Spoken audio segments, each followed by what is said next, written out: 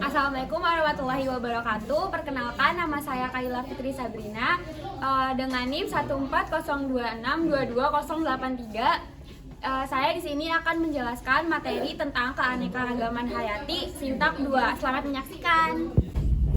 Pagi murid-murid semua. Pagi. Oke, udah pada siap belum nih untuk pertemuan pelajaran geografi hari ini? Siap belum? Lihat-lihat ada yang nggak masuk ya satu orang? Iya, Bu. Kenapa Isra? Sakit. Sakit udah di minggu kemarin ya? Iya, Bu. Oke. Sebelum kita mulai pelajaran pada hari ini, untuk ketua kelas boleh pimpin doa sebelum belajar? Baiklah Tuhan, sebelum kita mulai pelajaran hari ini, alangkah baiknya kita berdoa. Segala dimulai.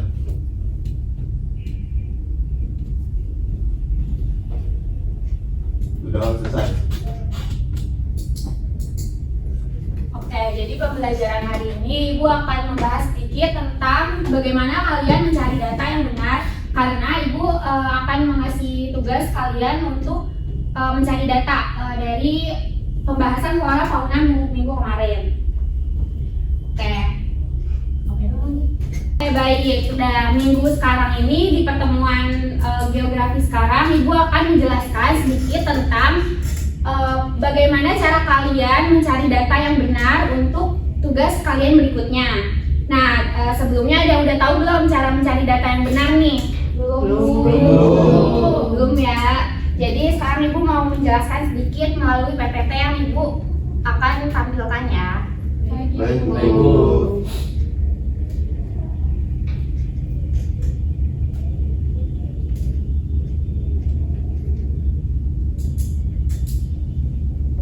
Nah, jadi cara mencari data sebelumnya, data itu adalah keterangan-keterangan tentang suatu hal dapat berupa yang diketahui atau anggapan atau suatu fakta yang digambarkan, angka, simbol, kode, dan lain-lainnya. Nah, dari sini kan kita mau membahas nih pengumpulan data. Pengumpulan data itu pencatatan peristiwa-peristiwa atau hal-hal keterangan-keterangan yang atau karakteristik sebagian atau keseluruhan elemen populasi yang akan menunjang atau mendukung penelitian yang akan kalian cari. Misal kalian mau nyari apa gitu. Nah, ini pengumpulan datanya itu ada berbagai macam caranya. Oke, metode pengumpulan data.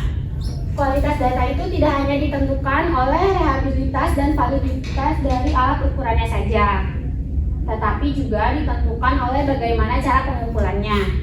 Nah, beberapa aspek dalam proses pengumpulan data itu ada beberapa, misal data apa yang dikumpulkan, dengan apa data itu dikumpulkan, terus dari mana, kapan, bagaimana cara pengumpulannya. Nah, terus metode pengumpulan data itu ada 4. Yang pertama itu ada observasi atau pengamatan langsung. Jadi kalian itu kayak misal langsung datang ke apa yang mau kalian amati. Misal kalian mau mengamati di desa apa tentang bagaimana cara desa itu untuk mencari air. Terus ada juga survei.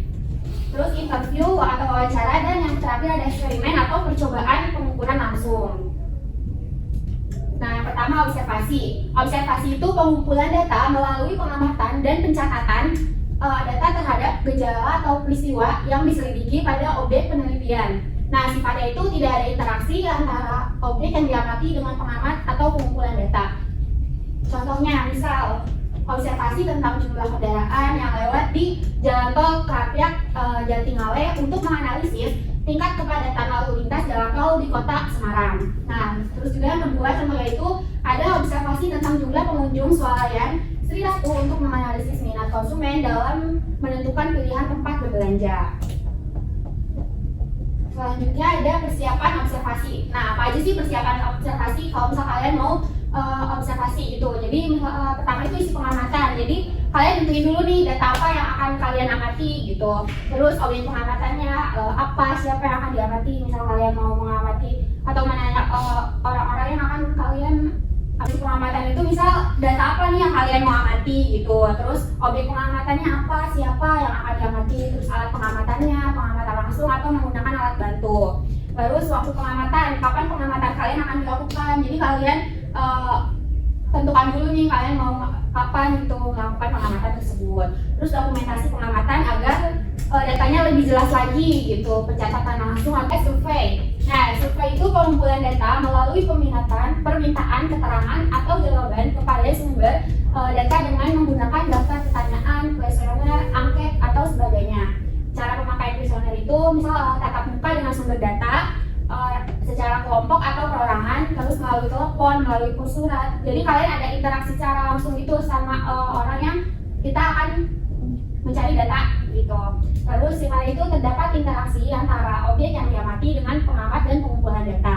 Contohnya misal survei mengenai merek sabun cuci yang paling diminati oleh ibu rumah tangga. Terus survei mengenai sistem pengelolaan persediaan barang di apotek Sehat Sejahtera Semarang gitu. Nah, di sini juga ada persiapan survei nih. Jadi misal pertama perancangan kuesioner. Kalau misal kuesioner itu didiskusikan maksudnya dari kuesioner kepada responden, buat materi atau daftar pertanyaannya, terus buat kode jawaban, buat petunjuk menjawab pertanyaan. Nah, yang kedua ada uji coba kuesioner. Lakukan uji coba kuesioner dan analisis kekurangan atau kelemahan kuesioner, terus perbaikan atau penyempurnaan kuesioner. Terus lakukan perbaikan dan penyempurnaan kuesioner dari hasil uji coba tersebut. Terus yang terakhir, yang ketiga ada pemilihan responden. Tetap secara jelas kriteria dan siapa responden yang akan diberi kuesioner. Jadi misal kalian mau mengasih kuesioner itu benar-benar misal dari orang di desa tersebut yang benar-benar yang ketiga ada pemilihan responden. Tanpa secara jelas kriteria dan siapa responden yang akan diberi kuesioner. Terus pelaksanaan, lakukan pembagian kuesioner dan tetapkan teknis pelaksanaannya. Tuh. Terus kuesioner terbuka. Contohnya menurut Anda bagaimana kualitas dari film Indonesia? Jadi mereka bisa menjawab dari mereka langsung gitu apa yang mau dijawab, jadi tidak ada pilihan dari kita. Nah, terus kalau campurannya itu dari yang kedua tersebut dicampur, jadi mereka ada pilihan ganda dan juga ada alasan-alasan dari merekanya gitu. Nah, selanjutnya isi pertanyaan dari kuesioner itu pertanyaan tentang fakta, misalnya nama, umur, pendidikan, agama, status perkawinan dan lain sebagainya. Terus ada pertanyaan tentang pendapat dan sikap responden terhadap sesuatu yang terus nah, ketiga ada pertanyaan tentang informasi. Pertanyaan ini menyangkut apa yang diketahui oleh responden. Terus yang terakhir ada pertanyaan tentang persepsi diri. Pertanyaan ini diarahkan untuk mengetahui perilaku responden dalam hubungan dengan yang lain. Selanjutnya ada wawancara. Wawancara pengumpulan data melalui tatap muka dan tanya jawab langsung antara pewawancara atau pengumpulan data dengan responden sumber data tersebut. Sifatnya itu terdapat interaksi secara langsung dan komunikasi antara pewawancara dan responden. Terus sebelum wawancara dimulai nih ada misal kita menerangkan apa maksud dari kita untuk mewawancara mereka, terus menjelaskan mengapa responden dipilih untuk diwawancarai, apa karena mereka memang asli dari desa tersebut atau karena mereka melihat langsung kejadian-kejadian tersebut gitu. Terus menjelaskan juga identitas dan asal usul pewawancara. Jadi kan kita nggak langsung wawancara aja, jadi kita kayak ngejelasin kita itu dari mana dan kenapa kita mau mewawancarai mereka gitu. Menjelaskan sifat wawancara terbuka atau tertutup. Jadi jawaban dari mereka akan kita share atau share ke publik atau tidak gitu. Pengelolaan data dan analisis data. Kegiatan analisis data ini dimaksud untuk memberi arti dan makna agar data ini berguna untuk memecahkan masalah dalam penelitian yang sudah dirumuskan. Sebelum analisis data dilakukan, maka data perlu diolah terlebih dulu. Kalau misalnya kalian mau share datanya itu agar datanya benar-benar pasti gitu, kalian kayak misalnya nambahin dokumentasi atau lain sebagainya. Nah, pengolahan data meliputi editing dan coding. Yaitu editing, kegiatan untuk memeriksa data mentah yang telah dikumpulkan, meliputi melengkapi data yang kurang atau kosong, memperbaiki kesalahan-kesalahan atau kurang penjelasan dari data tersebut, memeriksa konsistensi data sesuai dengan data yang diinginkan, terus memeriksa keseragaman hasil pengumpulan, memeriksa reliabilitas data. Selanjutnya ada coding. Coding itu kegiatan untuk membuat pengkodean terhadap data sehingga memudahkan untuk analisis data. Biasanya dilakukan untuk data-data kuantitatif Proses verifikasi mengikuti prosedur yang berlaku misalnya dengan menerapkan skala pengukuran nominal dan ordinal. Oke, dari penjelasan Ibu barusan yang Ibu jelasin tentang bagaimana cara kalian mengambil data yang benar nih, ada pertanyaan? Saya Bu izin bertanya, Boleh Bula? bagaimana cara memastikan kejelasan dalam penyampaian data itu? Terima kasih. Oke, baik. Terima kasih Bula sudah bertanya ya. Nah, jadi Ibu jelaskan nih, kejelasan dapat dijamin dengan menggunakan bahasa yang sederhana dan jelas. Penyajian data yang terstruktur, terus serta penggunaan grafik atau ilustrasi yang mendukung gitu. Jadi seperti itu. Oh begitu ya Mbak. Udah jelas? Sudah Bu. Oke, terima kasih Ula. Iya, terima kasih juga Bu. Nah, ada lagi nggak nih yang mau bertanya? Saya Bu ingin bertanya. Boleh. Saya ingin bertanya tentang bagaimana cara menilai suatu data itu sudah disampaikan dengan secara baik itu gimana ya? Wah, pertanyaan yang bagus tuh, udah kata. Oke, jadi keberhasilan penyampaian data yang baik dan dapat dinilai dari pemahaman dan tanggapan positif audiens terhadap informasi yang disampaikan serta penggunaan data tersebut dalam pengambilan keputusan yang tepat gitu. Bagaimana? Cukup paham atau masih belum? Sudah paham Bu, terima kasih atas jawabannya ya. Oke, sama-sama ada kata. Terus ada lagi yang mau ditanyakan apa sudah paham? Sudah.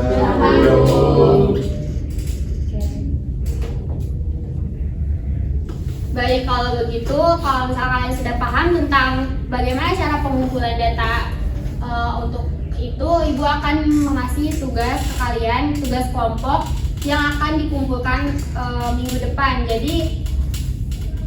Jadi penugasan ini diberi waktu 1 minggu ya. Ibu bebaskan untuk memilih kelompok masing-masing 3 orang ya. Baik Bu. Jadi dari kelompok ini kan ada 3 nih. Ibu akan mengasih tema ke kalian yaitu flora, fauna, dan konservasi flora fauna. Tiga judul tadi Ibu bebaskan, kalian akan membahas masalah-masalah apa yang ada flora, fauna, dan konservasi flora fauna tersebut. Nah, nanti hari ini kalian berdiskusi dengan kelompok kalian. Jadi misal kalian flora kalian memilih ini karena apa itu permasalahannya itu kalian jelaskan gitu ya. Nanti perwakilan aja dari satu kelompok itu 1 orang aja yang maju. Oke, sudah paham semuanya? Paham Bu. Oke, sekarang duduk per kelompok dulu ya. Baik Bu. Siapa yang mau kelompok 1? Oke. Aku. Oke. Bawa yang maju. Kan perwakilan.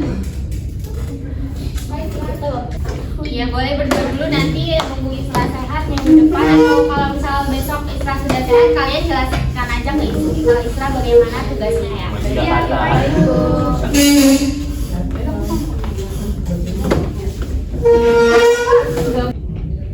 Oke, sudah duduk sesuai kelompok masing-masing ya. Sudah Ibu. Oke, Ibu kasih waktu 5 menit untuk kalian berdiskusi apa judul tema yang permasalahan yang mau kalian ambil. Baik, 5 menit dari sekarang ya.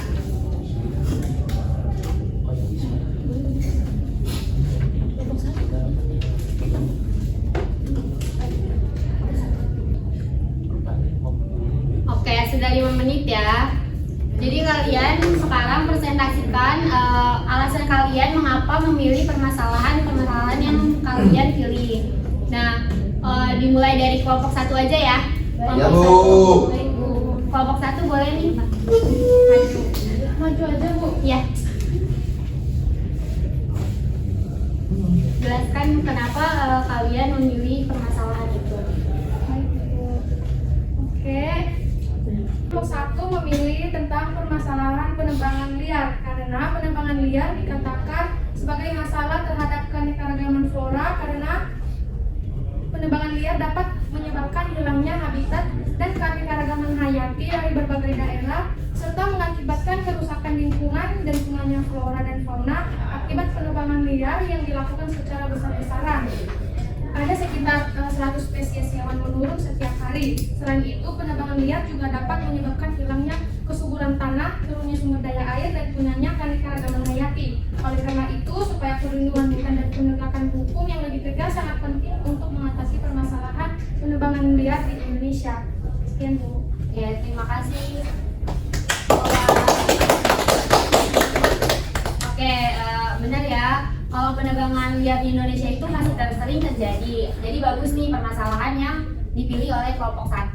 Oke, sekarang lanjut aja ke kelompok 2. Boleh maju. Aku juga loh.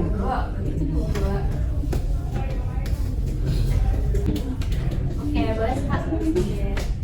Assalamualaikum warahmatullahi wabarakatuh. Waalaikumsalam warahmatullahi wabarakatuh. Saya perwakilan dari kelompok 2 ingin menyampaikan topik yang sudah kami pilih. Jadi topik yang kami pilih itu mengenai permasalahan pemburuan liar, Bu. Karena pemburuan liar itu dikatakan sebagai masalah terhadap keanekaragaman fauna. Karena aktivitas ini itu dapat menyebabkan kepunahan atau kelangkaan spesies satwa, perubahan struktur populasi, dan kehilangan habitat bagi satwa liar. Selain itu, perburuan liar juga dapat mengganggu keseimbangan ekosistem dan menyebabkan terjadinya kepunahan atau kelangkaan spesies satwa. Nah, dampak-dampak ini secara langsung mengancam keberlangsungan keanekaragaman fauna yang merupakan aset penting bagi ekosistem dan keberlangsungan hidup manusia. Oleh karena itu, perlindungan terhadap keanekaragaman fauna dan penegakan hukum yang ketat terhadap perburuan liar menjadi sangat penting untuk menjaga keseimbangan ekosistem dan melestarikan satwa liar. Sekian dari kelompok 2. Wassalamualaikum warahmatullahi wabarakatuh. Waalaikumsalam warahmatullahi wabarakatuh. Bagus sekali nih permasalahan yang diambil oleh kelompok 2 yaitu pemburuan liar. Nah, selanjutnya kelompok terakhir, kelompok 3, boleh maju. Kelas Ebi. Ebi lagi sakit ya? Iya Bu. Lagi flu. Tapi semangat buat belajar geografi Semangat, jadi dong. masuk ya. Oke. Dari kelompok 3 itu mengambil itu deforestasi. Kenapa? Karena dikatakan sebagai masalah terhadap keanekaragaman flora dan fauna karena aktivitas ini menyebabkan hilangnya habitat alami bagi beragam spesies tumbuhan dan hewan. Dampak deforestasi terhadap keanekaragaman flora dan fauna termasuk penurunan keanekaragaman hayati, penggunaan spesies, perubahan struktur populasi, dan kehilangan habitat bagi berbagai spesies. Misalnya, hutan-hutan tropis di Indonesia yang kaya akan keragaman flora dan fauna mengalami penurunan luas akibat deforestasi yang mengancam keberlangsungan sebagai spesies tumbuhan dan hewan yang bergantung pada habitat hutan tersebut. Selain itu, deforestasi juga dapat menyebabkan perubahan iklim, pemanasan global, dan degradasi habitat yang semuanya berkontribusi pada penurunan keanekaragaman hayati. Oleh karena itu, upaya perlindungan hutan dan keragaman hayati serta praktik pengelolaan hutan yang berkelanjutan menjadi sangat penting untuk mengatasi dampak negatif deforestasi terhadap keanekaragaman flora dan fauna. Udah itu aja. Oke, terima kasih Ebi. Nah, oke, karena waktunya sudah mau habis nih. Jadi dari permasalahan-permasalahan yang kelompok kalian barusan dipresentasikan itu, Ibu kasih tugasnya untuk 1 pekan ya. Nah, jadi nanti minggu depan kalian presentasikan dan sudah mencari data-data yang mengenai permasalahan tersebut. Oke, kalau begitu Ibu cukupkan aja untuk pertemuan pelajaran geografi hari ini. Terima kasih kalian sudah tertib dan sudah bersemangat mengikuti pembelajaran hari ini. Terima kasih ya semuanya. Oke, jadi sebelum ditutup ketua kelas dipimpin doa dulu. Mari kawan-kawan sebelum kita mengakhiri pembelajaran hari ini, alangkah baiknya kita berdoa dimulai.